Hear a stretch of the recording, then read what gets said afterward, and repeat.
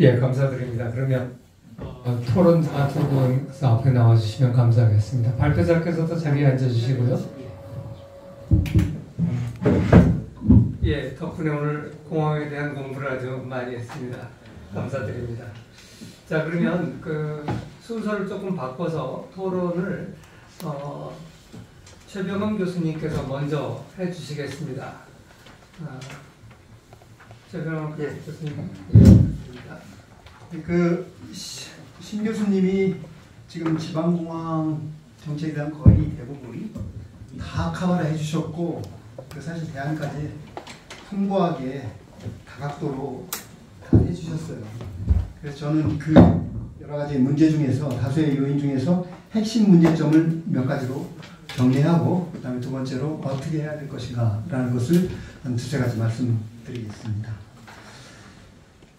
핵심 문제점은 저는 네 가지로 봤는데, 첫 번째는 경제적, 재정적 대실패입니다. 이게 저도 이쪽 그 지방공항 문제를 오래전부터 보면서 하여튼 30년간, 최소 30년입니다. 더 유합성 공항까지 문제까지 가면 40년이 가까워집니다.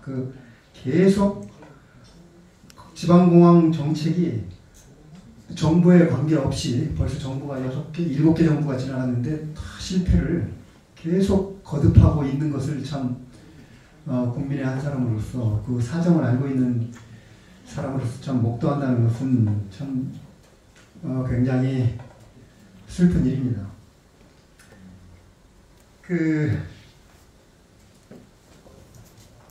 왜곡된 BC 분석, 수요 부풀리기, 처음에는 예타라는 제도가 나오기 전까지는 이제 BC 분석 같은 것을 통해서, 공식적으로는 아니지만 그래도 예산실에서 통제를 하고 그랬는데, 그 뒤로 아주 뿌리는 80년대 말부터입니다. 80년대 말부터 이제 그런저런 경제성이 전혀 없는 공항들이 이제 나타나기 시작했습니다. 그래서 경제는 급팽창하고 예산이 엄청나게 늘어나니까 이제 우후죽순처럼 이제 그 지방공항들이 생겼는데, 어쨌든 한마디로 하면 재정의 대실패입니다. 국가재정. 두 번째는 국가행정의 대실패입니다. 이 국가행정은 제가 중앙정부 행정만 얘기하는 것이 아니고 지자체 행정, 지방들, 지자체가 93년부터 시작했죠. 그러니까 중앙행정과 지방행정을 포괄하는 국가행정의 대실패입니다. 여기에는 중앙정부에서 보면 좌파정부, 우파정부 가리지 않았고, 지자체 보면 야당이 지자체를 장악하든 여당이 장악하든 관계가 없습니다. 국토부, 또 기획재정부, 이런 유관부처 공직자들이 80년대, 90년대 일부 저지하기도 했고 막으려고 노력을 많이 해왔는데, 점점점 아까 말씀하신 것처럼 공무원들의, 관료들의 힘이 약화되면서 정치권에서 밀리면서 되지가 않더라고요. 그래서 첫 번째 재정적 실패, 두 번째 국가행정의 대실패 같은 요인이 있습니다만은, 한마디로 난립하게 된 직접적인 요인은 정치권의 압박입니다. 그래서 지방공항, 쓸모없는 지방공항은 주로 선거 횟수하고 관계가 많습니다. 지자체 선거에 주로 달려있고, 그리고 총선, 대선도 영향을 주고 있습니다. 오늘 발제에서는 제가 신 회장님께 가덕도 신공항은 문제가 그거 자체로 너무나 심각하기 때문에 그건 따로 빼자 해서 제했습니다만, 다 우리가 최근 기억할 수 있는 거죠. 가덕도 신공항은 뭐 때문에 그랬습니까? 오거돈의 성추행에서 비롯된 공항이에요. 그래서 이건 오거돈 성추행 공항이라고 이름을 짓는 것도 괜찮을 것 같습니다. 이거 제대로 된 선거도 아니고 보궐선거용으로 했는데, 거기 여야가 그 당시, 지금은 여지만 그 당시 야까지 합쳐가지고 뛰어들었죠. 그래서 특별법을 만들었는데 문제는 가덕도 신공항이라는 것이 그 전부터 15년 전부터 열심히 그 하고 세계적인 그 컨설팅 그 공항 입지하고 공항 그 건설을 결정하는 어드바이스 조언하는 세계 최고의 권위기관들이 다 반대하고 그래서 수용을 했어요. 그 거기다 맡기고 그럼 그 결과에 따라서 그럼 하자 그래가지고 김해공항을 확장하는 걸로 결론이 이미 난 사안입니다. 그런데 특별법으로 제정해서 모든 것을 싸그리 무시하고 예타 면제하고 아예 법으로 어느 한 인프라를 짓도록 법정한다는 것은 하지 말아야 될 일이고 이례가 없는 일입니다. 이런 상황에서 뭐 행정 방파제인 예산당 예산실이 이걸 막을 수가 없고 싱크탱크한테 그 예비 타당성 조사라는 것을 맡겨서 다들 싸움하다가 지치면은 마지막에 그러는 거잖아요. 박사들이 여기서 제일 잘하는 KDI 박사들이 예비 타당성을 해보니까 안 되더라. 그럼 거기다 승복을 하는 겁니다. 제도가. 근데 그것을 무시해버리면요. 국가 기본 운영이 안 돼요. 예타 면제한 거는 문재인 좌파 정부가 문재인이가 통계를 무시한 것, 통계가 자기들의 정책이 잘못됐다는 것을 통계가 얘기해 주니까 통계를 바꾸는 거잖아요. 통계를 조작하는 것과 예타 면제하는 것은 나라가 망하는 지름길이고 나라의 근본을 흔드는 일입니다. 그러니까 그런 상황에서 관료들하고 전문가들한테 사실 책임을 묻기도 힘들어요. 물론 고위 관료들한테는 당신들이 왜 끝까지 저항하고 막지 못했냐고 우리가 뒤풀이를 할 수는 있지만 현실은 그렇습니다. 마지막으로 우리나라 시민사회 세력의 미발달 또 파당화가 중요한 그 문제의 요인이라고 봅니다. 그 환경단체 많고 요즘이 아니라 꽤 오래전부터 세금을 감시하는 국가 세금을 낭비하는 것을 감시한다는 단체들이 많이 있는데 지방공항, 말도 안 되는 지방공항 예비타당성 조사가 0.8도 아니고 9도 아니고 0.5를 밑도는 이런 공항을 짓는데 반대하지 않습니다. 그 아까 신 회장님은 이제 반대한 뭐 제주 2공항 같은 거 반대해요. 몇 개 반대하는데 딱 2개로 보면 됩니다. 인천공항 죽자사자 반대했고 지금 제주 2공항 꼭 필요한 공항은 반대합니다. 아니 목숨 걸고 반대하죠. 인천공항 반대할 때 뭐 새가 엔진을 상하게 해가지고 뭐 추가 갔느니 뭐 안개가 끼느니 심지어는 뭐 접근하는 도로가 인천공항 고속도로 하나밖에 없어서 그 공항은 안 된다. 뭐 집안이 침하된다. 온갖 얘기를 다 한 서울대 교수가 있고 근데 지금까지 아무런 반성이 없습니다. 아무런 자기 최소한의 양심으로서 지식인이라고 서울대 교수를 갖다 붙여줬는데 그런 자들이 이러한 짓들을 합니다. 그러니까 국가 공동체가 볼 때 꼭 해야 될 것은 꼭 만들어야 될 공항은 다 반대하고 정말 많은 공항들이 지어지지 말아야 될 공항들이 할 때 반대하지 않아요.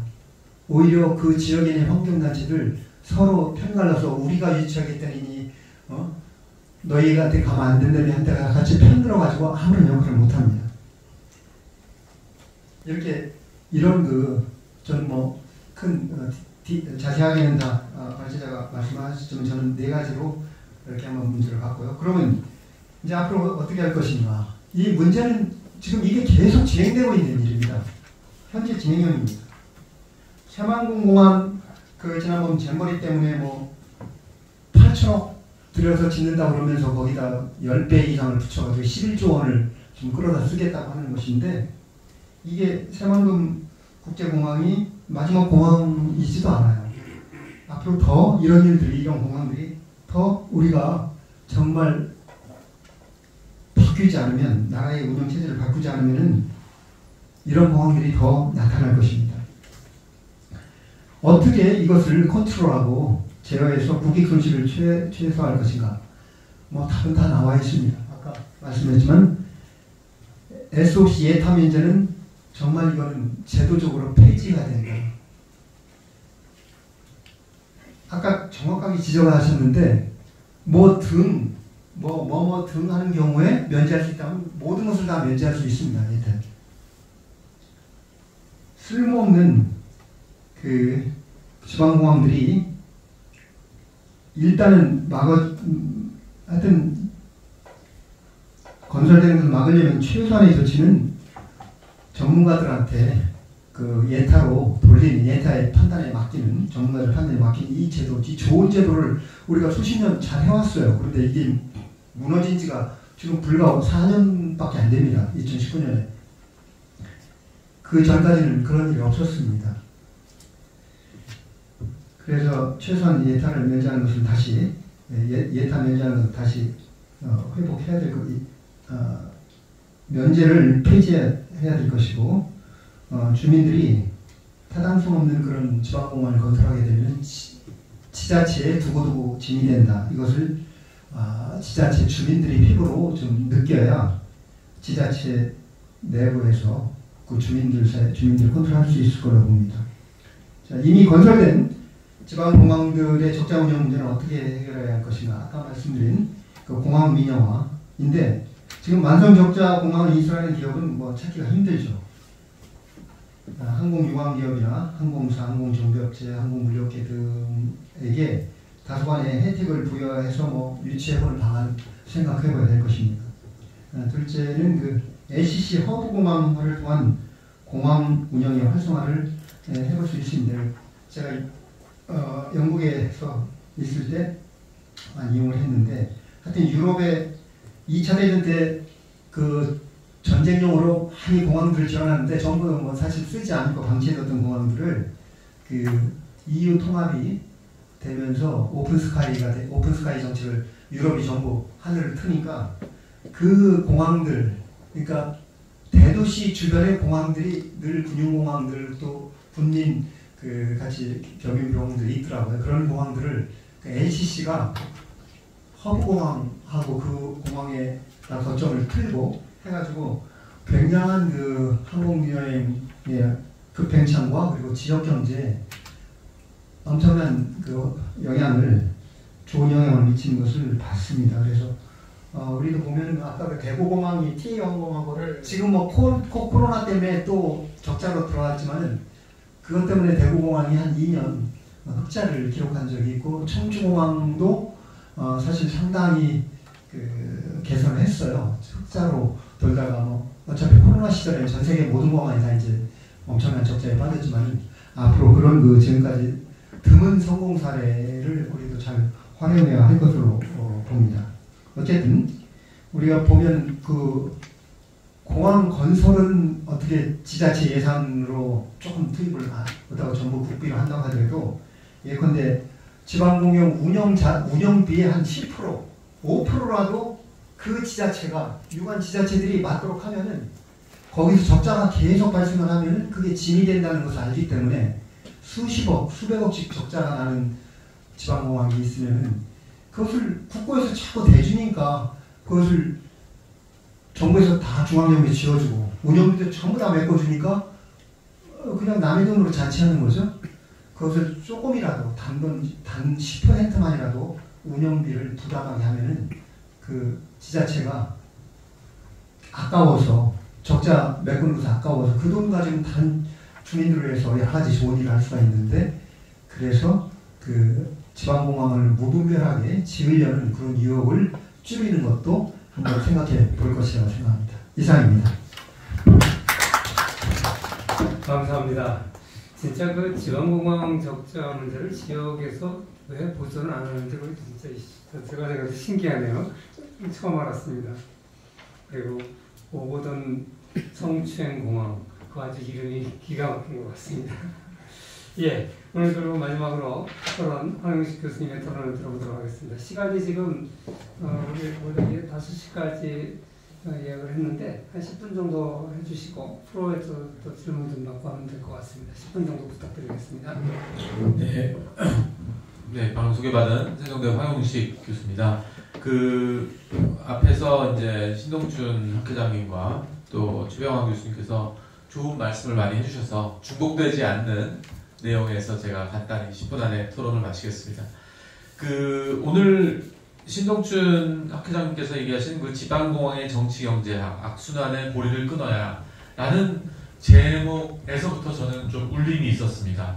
저도 뭐 직간접적으로 이 공항이나 항공 쪽에 이제 일에 관여하고 있는데요.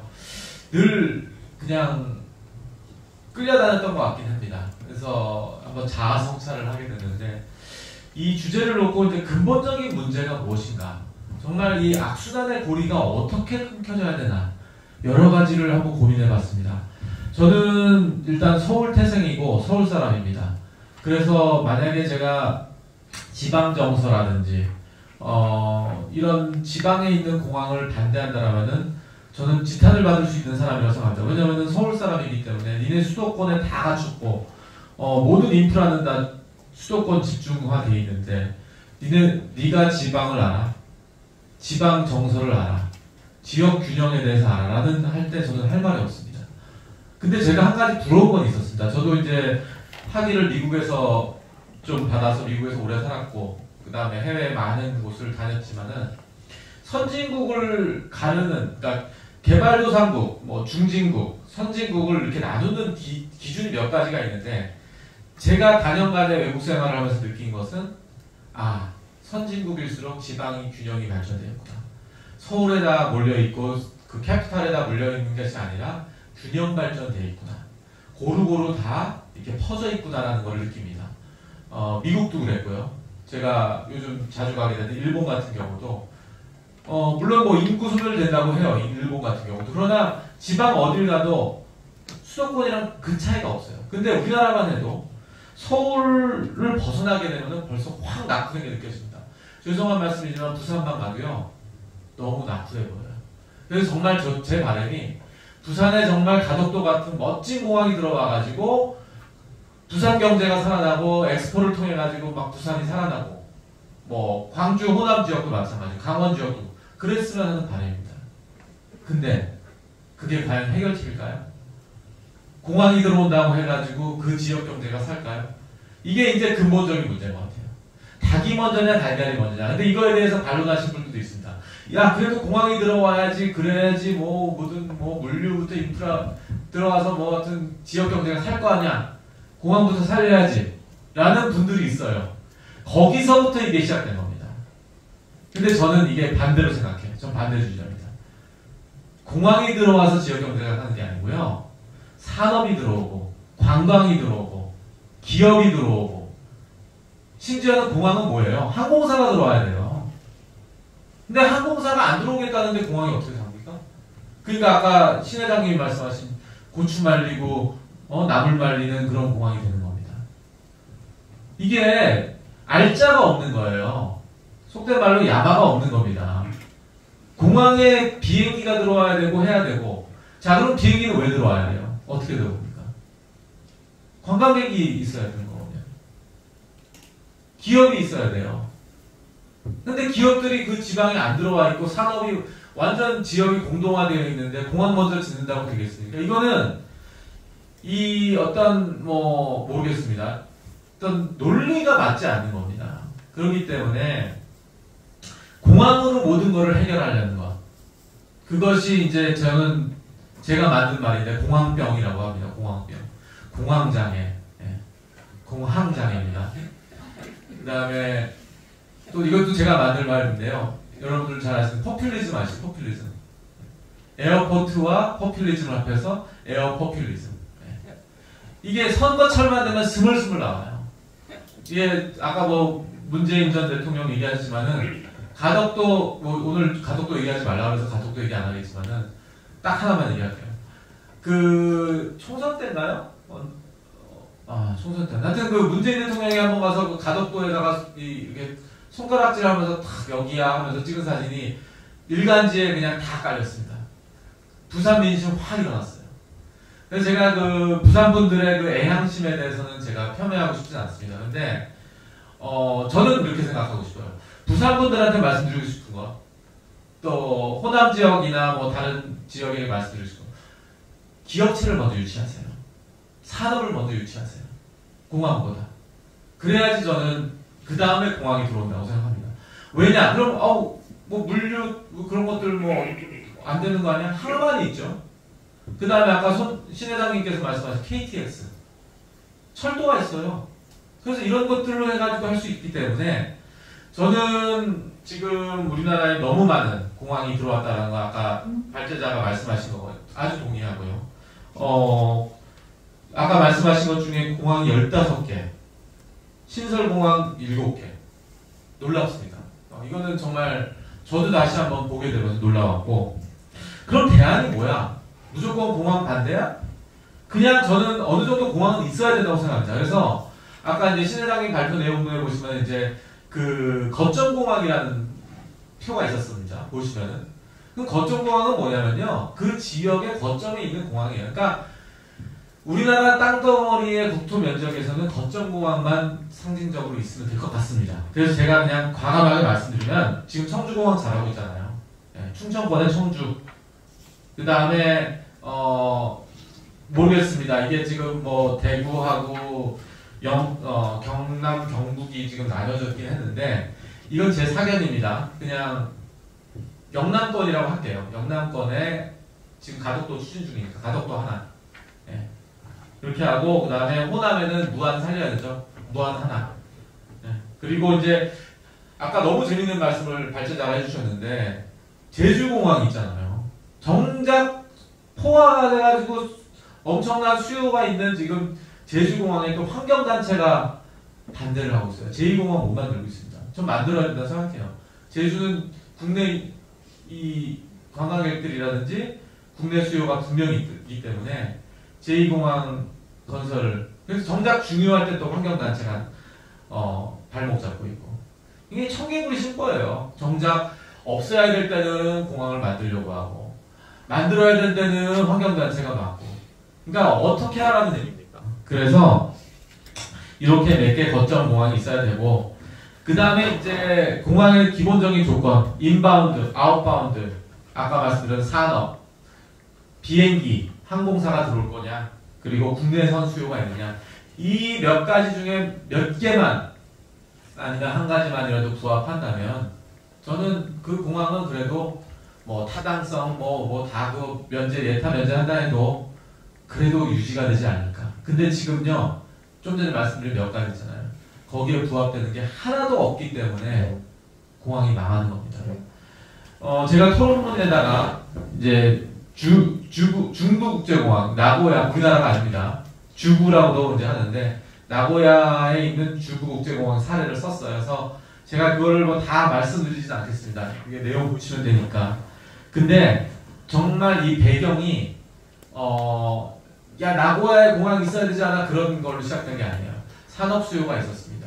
아시다시피 아이치현에 있는 그 도요타 클러스터가 있기 때문에 정말 그 상용 수요에 의해서 일어난 거거든요. 그리고 이런 것들이 실제로 지자체들도 같이 아까 발제자께서 말씀하신 것처럼 민간 자본도 들어가고 해가지고 완전 중앙정부에만 의지하려는, 정말 편승하려는 그런 지방 이기주의가 아니라 지역도 지자체도 같이 참여하는 그런 좀 건전한 방식의 그러한 공항이었다고 합니다. 이 마이크가 깜빡깜빡하는 게 끝내라는 얘기 같은데, 일단 뭐 제가 뭐 제 사견도 좀 들어갔고, 근데 너무 안타까운 마음이 듭니다. 그래서 이것이 비단 공항만의 문제겠습니까? 우리나라 전체적으로 깔려 있는 어떤 지역 이기주의라든지 포퓰리즘이라든지 정치인들의 어떤 이기주의에 의해서 국민만 불쌍해지고 국민의 혈세만 나가는 겁니다. 그래서 이러한 아까 발제자께서 말씀하신 악순환의 고리를 끄는 과연 그 용기 있는 자가 누구일 것인가? 저는 뭐 정치 얘기하려는 건 아니지만은 이 노라고 가감하게 얘기할 수 있는, 이 지역 이기주의에 대해서 노라고 가감하게 얘기할 수 있는 그런 분에게 지지를 그분이 정치인이든 뭐든 행정가든 지지하고 싶습니다. 그러나 아무도 용기를 안 내요. 다 표심만 봅니다. 정치의 계절이 왔습니다. 지금 이제 몇 개월 안 남았는데 더 기승을 부릴 거예요. 앞으로 그냥 공약 남발할 겁니다. SOC 공약 남발할 거예요. 저는 이번 8월에 잼버리 사태가 그것을 보여줬다고 생각합니다.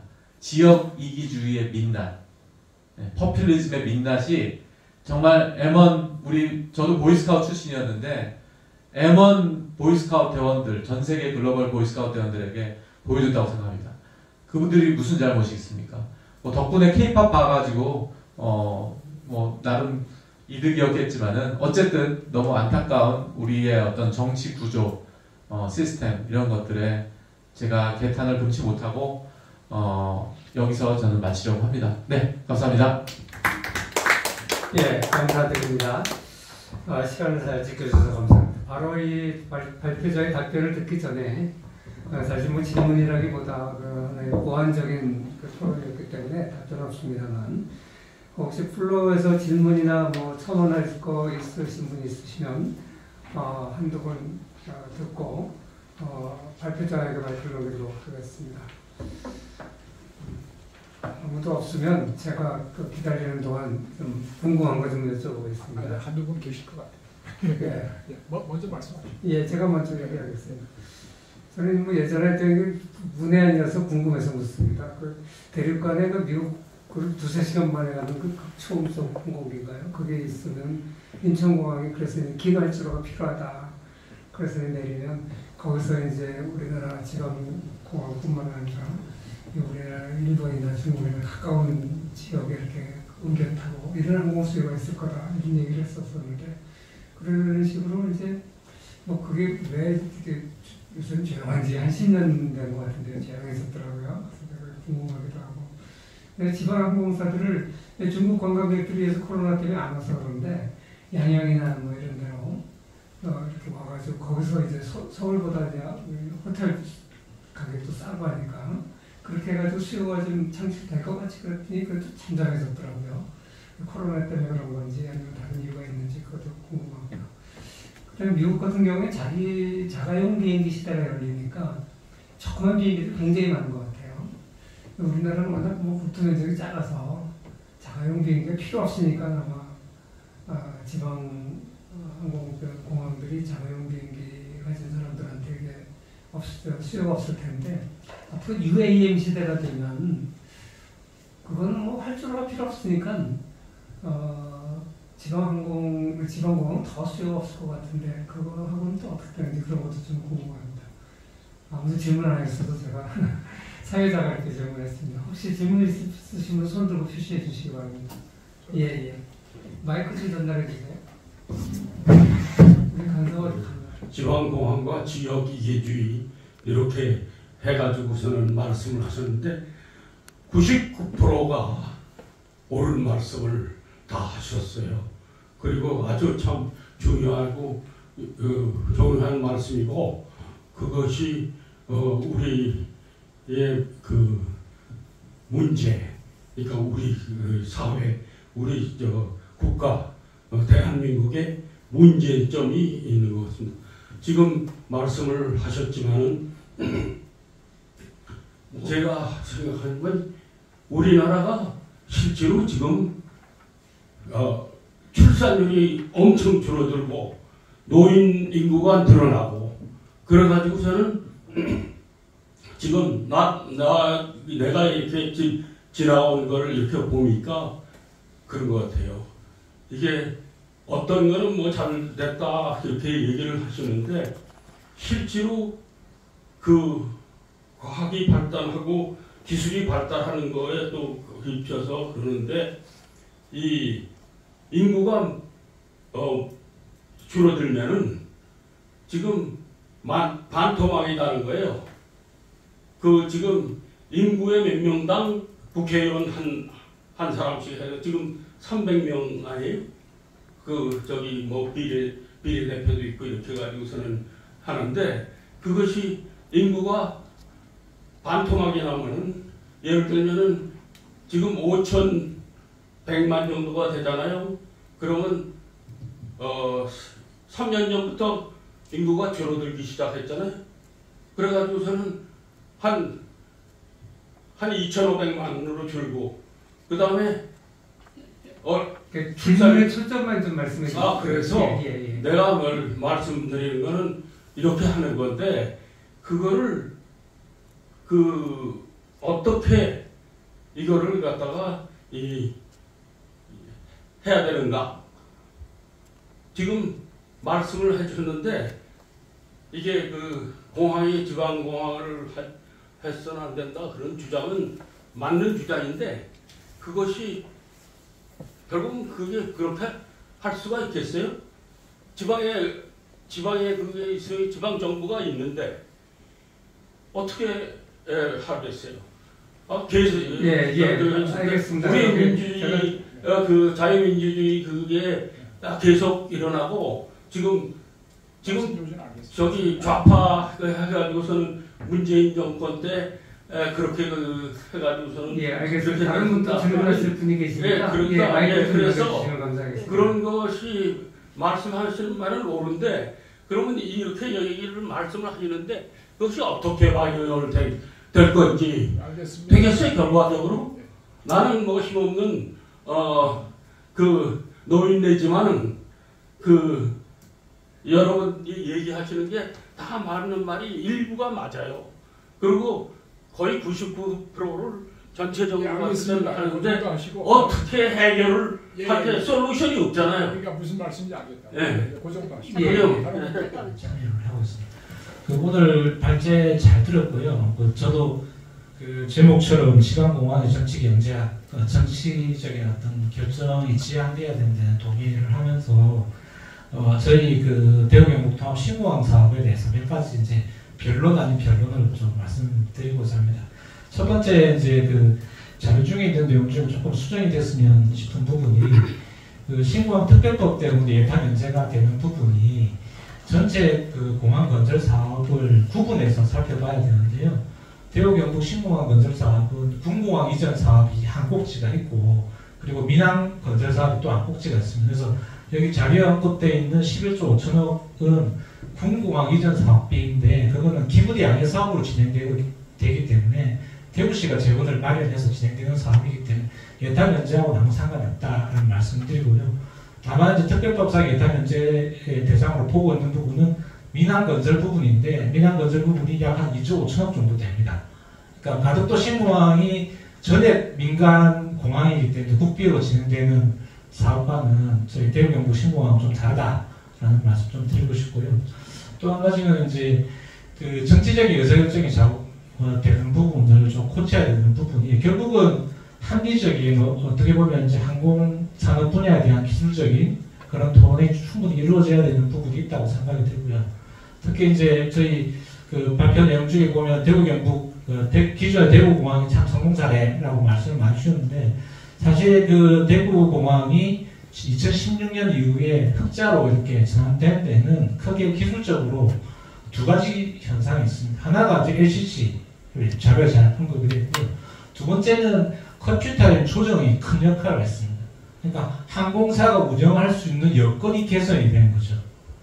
이제 비행기가 운행되는 제한 시간을 조정했다는 말씀인데 이게 사실 이제 항공사를 유치한다고 해서 저절로 되는 것이 아니고 특히 이제 대구국제공항 같은 경우에는 지금 군공항이거든요. 그래서 전체 공항의 기능의 70%가 군사적인 목적으로 활용이 되고 있고 나머지 30%만 민간공항이 쓰고 있는 부분인데 사실 그게 포화 상태예요.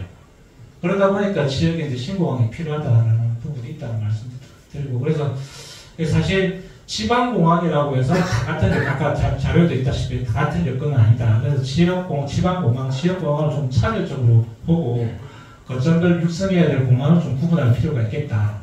그리고 그런 구분된 공항에 대해서는 지방자치단체도 열심히 노력을 해야 되겠습니다만 국가적인 어떤 정책 전이 좀 필요하다. 지금까지는 인천공항 그리고 대한항공 이런 이제 어떻게 보면 우리나라의 어떤 대표공항, 대표 항공 기업 중심으로 공항 정책 운영되는 부분을 조금 정책적으로 전환할 필요가 있지 않나 그런 논의가 좀 있어야 되지 않나 이런 말씀을 드리고 싶습니다. 네, 안녕하십니까. 그 한국항공대학교에 근무했었고요. 국토연구원에서 그 국토인프라 연구본부장했습니다. 그 동남권 신공항 과제를 쭉 했고, 그 다음에 제주 신공항, 그 다음에 그 가덕 신공항은 그 제가 기술평가위원 맡고 있습니다. 그래서 오늘 굉장히 그 좋은 그 주제를 갖다 우리 신 회장님 발표해 주셨고, 저도 신동춘 우리 회장님하고 같이 학회였던 것 같습니다. 부회장을 맡고 있습니다. 그래서 그 굉장히 그 적절한 지적을 좀 해주셨고, 모든 것이 그 두 가지 그러니까 우주선이 날아갈 때 보면 직선으로 날아가는 것 같지만 항상 정반합의 결과로다가 이제 직선을 운동하기 때문에 건전한 지적이라든가 그다음에 그 새로운 그 의견의 수렴 같은 건 굉장히 중요한데 굉장히 강력한 제목을 가진 이제 오늘 행사였었는데 아마 앞으로 이제 잔향이 그 응원이 효과는 분명히 있으리라고 생각합니다. 아까 우리 김 박사님 약간 얘기하셨는데 군공항 문제가 그 상당히 좀 그 다른 나라하고 좀 다른 점이기 때문에 국민들이 그 오판할 수 있도록 할 수 있는 건 좀 강조를 해줘야 될 것 같아요. 왜냐하면 한국 공항은 인천공항 빼놓고서는 대부분 이제 군공항의 비행장을 그 민간 공항이 터미널설만 지어가지고 운영하는 거기 때문에 출발 자체가 틀립니다. 그러니까 우리가 비교하는 외국하고는 완전히 틀린 상황이기 때문에 좀 틀리고, 그다음에 그 활주로의 이용률이 그 전체 그 소티라는 개념이 있는데 한 30%밖에 쓸 수가 없어요. 그러니까 민간이 쓸 수 있는 그 용량의 30% 수준을 포괄하고 있는, 그러니까 이 활주로 이용률을 단순하게 숫자로 보면은 낮게 나오지만은 민간이 쓸 수 있는 그 한도를 본다면은 이 포괄가 되어 있는 공항이 많습니다. 그 김해공항도 그렇고 대공항도 그렇기 때문에 숫자를 보면은 상당히 그 지방분들이 굉장히 좀 무능하고 그다음에 무책임해서 그 이용이 낮다라고 되어 있지만은 전체 그 활주로의 용량의 30%를 쓸 수가 없도록 우리나라 특성상 그렇게 돼 있다는 거에서 지표를 좀 가야 될 것 같습니다. 그다음에 그 새만금 문제인데 그 지방공항의 일부로서 새만금 신공항이 있는 거는 맞는데 우리가 새만금을 볼 때는 어떻게 봐야 될까지 다시 봐야 됩니다. 그 포정지구하고 그 상해 지역의 출발점과 새만금이 같습니다. 뭘 말씀드리냐면은 상해 지역은 엄청난 그 경제 거점이 되고 있는데 새만금도 똑같이 출발했었어요. 근데 그 당시에 이미 공항이 계획이 포함이 있었던 것이 전라북도가 직무거래를 하려고 공항을 해달라는 것이 아닙니다. 그러니까 잘못하다가는 그 어떻게 보면 맞는 얘기일 수가 있는데 부각된 건 맞는 얘기인데 새만금에 있는 공항 자체는 엄청난 경제 잠재력이 있는 거대한 그 부지에 대한 그 단지에 대한 도속 시설에 있어서 이제 지방공항이었고 시기적으로 봤을 때 새만금 잼버리와 공항이 같이 구하게 돼가지고 이렇게 좀 비난을 받고 이제 그렇게 이제 돼 있는 겁니다. 또 하나가 봐야 될 게 가덕도 신공항과 그다음에 저 부산 엑스포인데 똑같은 축상에서 볼 수가 있어요. 근데 오히려 새만금 지역은 이미 30-40년 정도의 그 종합개발 계획이 부진하지만은 수립이 되어 있었던 상황이고 부산 경우에는 갑자기 부산 엑스포를 갖다가 이제 주장을 하게 된 겁니다. 근데 사실 그 가능성으로 본다면은 지금 부산에 일본에 오사카 간사이 엑스포 2025년도에 이미 하기 때문에 사실 원칙상 본다면 아시아 지역의 동일한 대륙에 똑같이 두 번씩 줄 사례도 없고 그다음에 원칙에 벗어납니다. 그럼에도 불구하고 이제 부산은 열심히 하겠다고 하는 와중에 그 부산 엑스포와 가덕도 공항을 같이 연결시킨 거죠. 그러니까 예컨대 그 가덕도 신공항과 그다음에 그 부산 엑스포, 그다음에 장거리와 가덕도 신공항 이거 보면 어떻게 보면 이제 지방공항보다 다 묶을 수도 있겠지만 상황이 좀 틀리다는 것들을 봐줘야지 될 것 같습니다. 그다음에 지방에서도 얘기들 하고 있는 거는 이제 물론 지방공항이 이미 만들어졌기 때문에 이제 활성화 방안도 이제 같이 이제 고민을 좀 해줘야 될 부분들이 있는 것 같습니다. 네, 이상입니다. 예, 아주 수준 높은 토론을 감사드립니다. 제가 인천에서 그 재정투자 심의를 좀 하고 있거든요. 그러면 지금 지방공항하고 지역 이기주의 말씀하셨는데 공항이 하나 생긴다 그러면 공항이 생길 거니까를 전제를 해놓고 관광객이 올 거니까 그로 인해서 그 지방 그 지자체의 사업이 엄청나게 생깁니다. 엄청나게 생기기 때문에 지역 사람들이 반대할 이유가 전혀 없고요.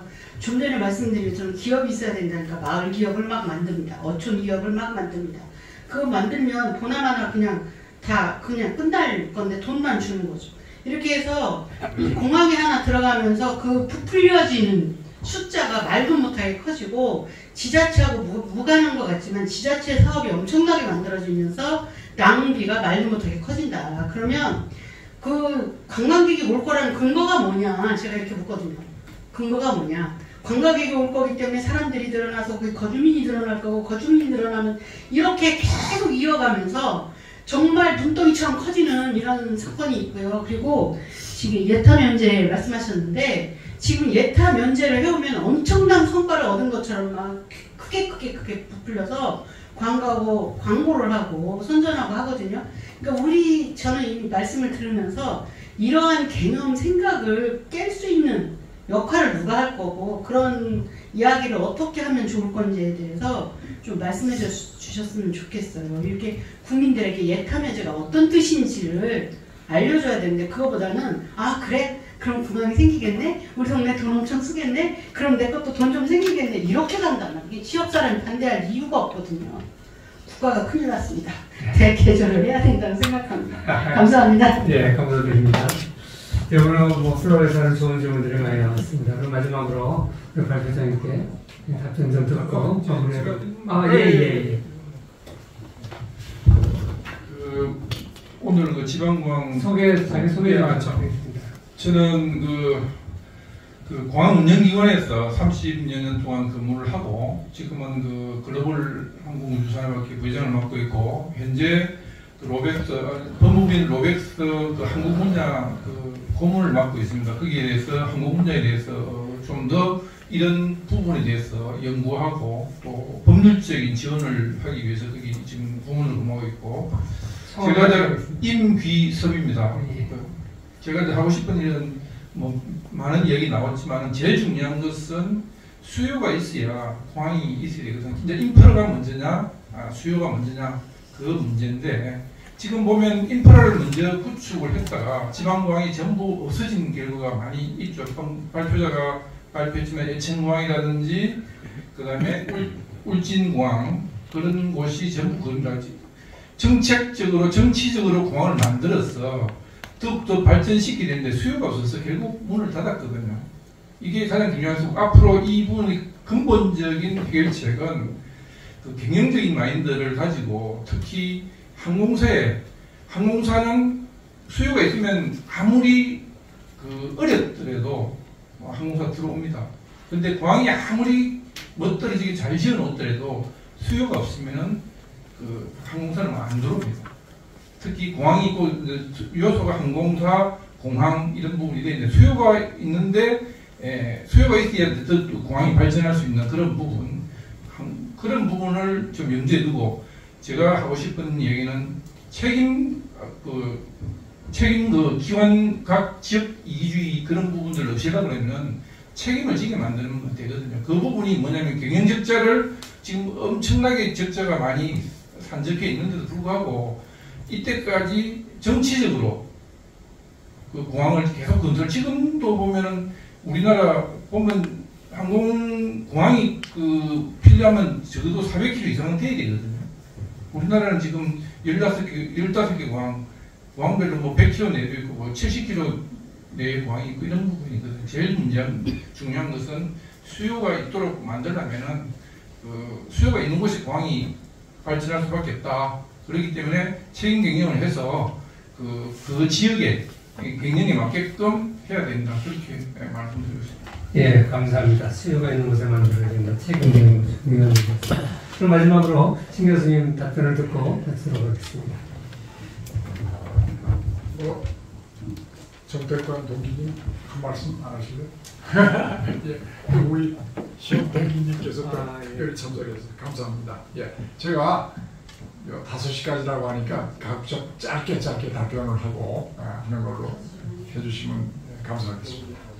첫 번째 우리 김승욱 교수님 사회자분께서 초음속 제트기 이런 거 어떻게 되느냐 이제 그런 거 물으시는데 이게 이제 굉장히 기술 혁신은 좋은 겁니다. 어차피 기술 혁신이 오면은 그 혜택을 받는데 시간의 문제인데 그게 이제 경제성하고 그런 문제가 있습니다. 이제 예를 들면은 옛날에 그 콩코드 그 초음속 항공이 있었죠. 이게 저 런던하고 파리하고 뉴욕간을 갖다 취항을 했는데 처음에 뭐 굉장히 그 각광을 받고 했는데 저 동체도 굉장히 아주 유선형으로 멋있게 생겼는데 결국 초음속으로 하다 보니까 소음이 엄청나게 많았어요. 결국 소음 때문에 받아들이지 못하고 또 그게 경제적으로도 이제 항공사에서 운영하기 어려웠던 것 같습니다. 앞으로 이제 그 슈퍼소닉이라고 하는데 이제 하이퍼소닉 또 울트라소닉 뭐 이렇게 나올 건데 제가 기대하는 거는 그런 활주로가 엄청나게 커져야 되지 않느냐. 그것도 기술 발전이 돼서 초음속이나 저 그 울트라소닉이라고 하더라도 요새 이제 그 F-35B 군용기지만 수직 이착륙기가 많이 발달했어요. 지금 UAM도 다 수직 이착륙 개념입니다. 리프트 앤드 크루즈예요. 올라가서 크루즈한다. 예, 그런 식의 개념을 해서 기술 발전이 되기를 바라고 그러면은 정말 지구촌이 뭐 하루 생활권으로 연결된다고 보고요. 앞으로 UAM이 되면은 그런 그 지방에서 좀 복잡한 지방의 도심은 UAM으로 좀 해결하고 해서 지역가는 뭐 좀 힘들긴 하겠지만 그런 걸로 되기를 바라고. 두 번째 이제 대구정책연구원에서 오셔서 약간 디펜스를 하셨는데 대구 뭐 전체가 아니라 2조 5천억만 예타 면제를 받았다는 건데 2조 5천억도 저희는 원칙적으로 안 된다는 것이죠.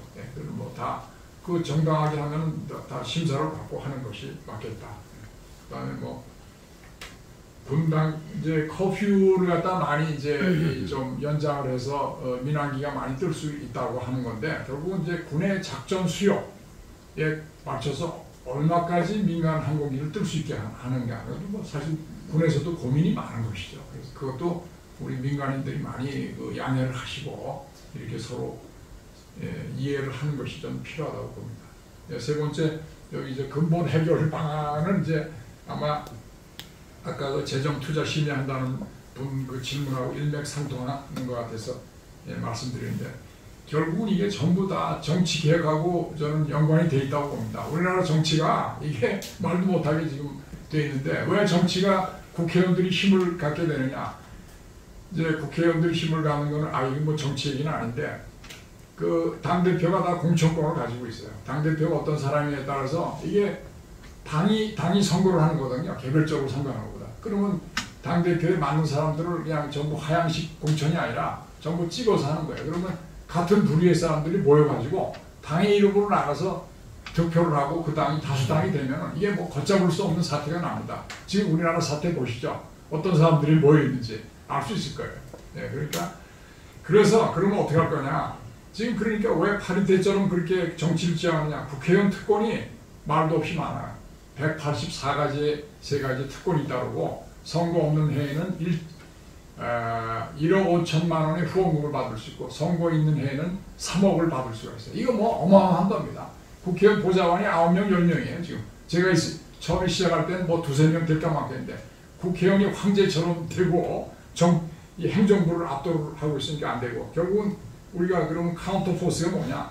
시민단체를 우리 대한민국에서 많이 나와서 올바른 목소리를 내고 이 언론을 통해서 되는데 우리나라 언론도 지금 썩어 있잖아요. 그러니까 시민단체가 소금과 빛의 역할을 해야 된다고 저는 생각합니다.